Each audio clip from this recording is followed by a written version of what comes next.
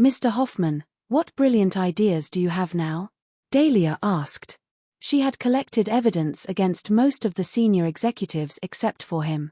That did not mean Hank Hoffman was innocent. Instead, he covered his tracks very well to the point that his misdeeds couldn't be traced back to him. On the topic of brilliant ideas, I do have some advice for you. With a cigar in his mouth, he went on, to be our chairman, you need to build your reputation and capability. In short, you'll need to make profits. That way, we will approve of you. The executives all nodded upon hearing that. Money makes the world go round. Their ultimate goal was to profit more. I have enough confidence in myself to take up the role of the chairman, she answered nonchalantly. I can't promise you much, but now that I'm the chairman, all the senior executives here will see a salary increase of 50% and a 20% increase in their annual bonuses. How does that sound? The people started murmuring among themselves after hearing her proposal.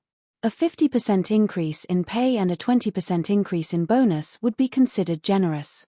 Dahlia, we're practical people who do not like empty promises. Anyone can make promises. Hank shrugged again. Dahlia asked, so, what do you want me to do? The company is facing 3 huge challenges now. If you resolve all 3, we will accept you as our new chairman. If not, you shall vacate the position for a more suitable candidate. Hank started giving her trouble. She raised a brow at his words. What are the 3? Tell me. Firstly, you need to get the Flame Dragon Gang to pay their $70 million worth of debt within 7 days, Hank declared with a smirk. The Flame Dragon Gang? She was pensive. A gang that owed the Nicholson Corporation that amount of money must be difficult to handle. Why? Are you scared? You can turn it down if you're scared, Hank challenged her. However, Dahlia ignored his taunts and went straight to the point. Tell me about the second challenge. Secondly, you have to secure the Brooks Corporation's project, which is worth $500 million. What about the third challenge? I'll tell you after you complete the 2 challenges. It would be useless otherwise. He chortled. Sure. I will not shy away from challenges that involve the company. I hope that you make good on your promise. Dahlia reminded him. I am a man who keeps his word. I will approve of you if you're capable of completing all the challenges. He tossed his head back. Great. We shall see. She scanned the room for one last time and left, knowing that she had to show Hank what she was capable of to win him over. Otherwise, the bunch of old senior executives would never listen to her. Ladies and gentlemen, do you think that little girl can do it? The people in the meeting room started gossiping. No way. We failed to get the $70 million back from the Flame Dragon Gang. How could she do it in 7 days? Right. Everyone knows that the Flame Dragon Gang is brutal. They'll tear her limb to limb if she knocks on their door for the money. The first challenge is daunting enough for her. On top of that, she has to deal with that stubborn Brooks Corporation. Mr. Hoffman, your idea of killing with a borrowed knife is pure genius. Hank merely smiled with the cigar between his lips in the face of the discussion in the room. He believed that a member of a Nicholson family branch was no match for him. Meanwhile, just as Dahlia and Dustin took their seats in the chairman's office, a good-looking woman in uniform wandered into the office, her heels clicking as she walked. When they took a better look, they realized that it was Julie Amberson. Dustin, why are you here? Julie was surprised when she spotted him. Why can't I be here? I'm the Chief Security Officer. Dustin grabbed an apple and munched on it. Chief Security Officer? Dahlia, are you serious? I'm just a secretary, but you appointed him as Chief Officer. Why? Julie was aghast. I don't need to explain my decisions to you. Dahlia snapped at her with a stern look. By the way, I'm surprised that you can still call yourself a secretary.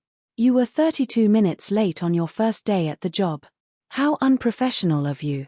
She gave Julie a chance to grow and improve her skills after being pestered by Florence and her aunt on the matter, but she was disappointed by Julie's attitude. I was stuck in traffic just now. I had no choice. Anyway, I was only late for half an hour. That's not a big deal, is it? Julie did not take it seriously. Did I not ask you to wait in the meeting room with the materials half an hour before the meeting? Look at you now. You were nowhere to be seen even after the meeting ended. How dare you say that it's not a problem? Dahlia slammed her hands on the table in anger. What? Is the meeting over? Julie went blank. Thankfully, I memorized the details before the meeting. I would have to keep waiting if I had relied on you. Dahlia was irked. Her first day as chairman was crucial, but her secretary was not concerned at all.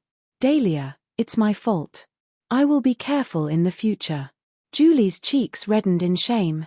I'll let this slip, but you'd better not repeat your mistake, she warned Julie, who nodded furiously. That's enough for now. Go do research on the Flame Dragon Gang for me. The Flame Dragon Gang? Julie's pupils wavered at the mention of the gang. Dahlia, how did you get involved with them? They're merciless bastards. Why? Have you heard of them? Dahlia raised a brow in curiosity. Of course. The Flame Dragon Gang is famous for being evil in this region. Whoever gets on their bad side will suffer a horrific death. Julie explained with a grave expression. They sound powerful. Dahlia frowned. Dahlia, what was the debt thing you mentioned just now? Julie prodded cautiously, and Dahlia summarized everything that happened during the board meeting. After the brief explanation, Julie's face fell. Dahlia, are you kidding me? Are you asking the Flame Dragon Gang to pay their debt? That's right. It's only fair to pay your debts, Dahlia responded with a serious face. Oh, Dahlia, it's always the Flame Dragon Gang that chases after their debtors. No one has done it the other way around. Julie was gripped by fear. A billionaire once reported the Flame Dragon Gang because he was angered by their lawless behavior.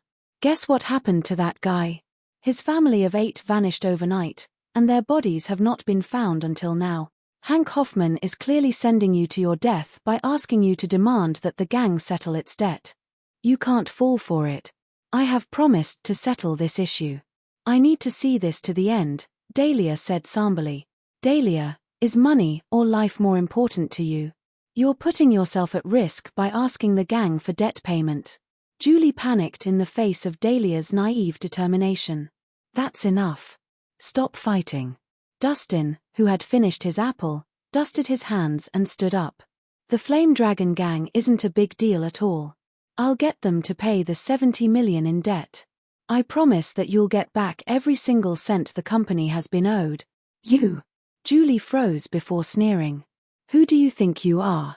You have some balls to ask the Flame Dragon Gang for money. He smiled at her. To tell you the truth, I'm the leader of the Flame Dragon Gang.